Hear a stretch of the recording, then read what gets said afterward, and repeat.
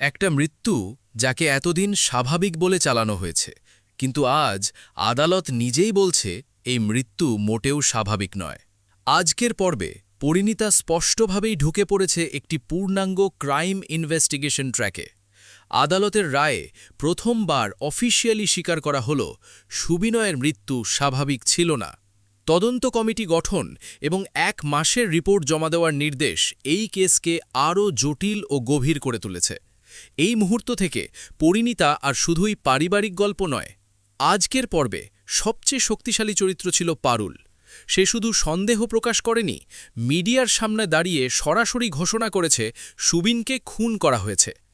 একই সঙ্গে সংযুক্তাকে প্রকাশ্যে সতর্ক করা স্পষ্ট করে দেয় পারুলের হাতে এমন কিছু তথ্য রয়েছে যা সে পরিকল্পিতভাবেই সামনে আনতে চাইছে।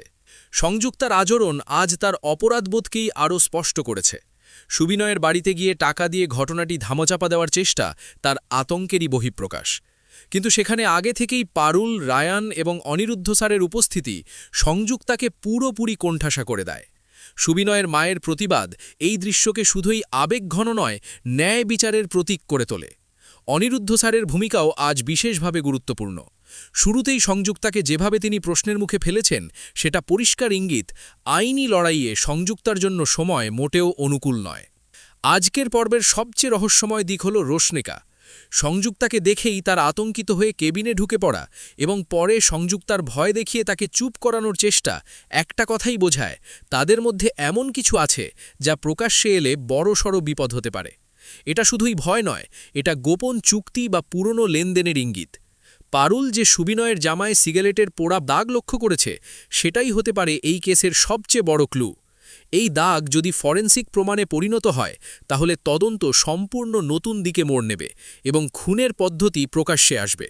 আগামী পর্বগুলিতে পারুল তদন্ত রিপোর্টের আগেই বড় প্রমাণ সামনে আনতে পারে। রশ্মিকা ও সংযুক্তার সম্পর্ক প্রকাশ্যে আসতে পারে। ষড়যন্ত্রে আরও নতুন নাম উঠে আসার সম্ভাবনাও প্রবল।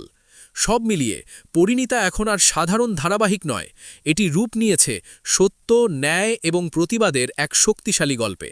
আপনাদের কি মনে হয়, রশ্মিকা কি শুধুই ভীত, নাকি সেও এই ষড়যন্ত্রের অংশ? কমেন্টে আপনার মতামত অবশ্যই জানাবেন। এরকম ডিপ অ্যানালিসিস, স্টোরি ব্রেকডাউন এবং আগাম প্রেডিকশন পেতে এখনই সাবস্ক্রাইব করুন।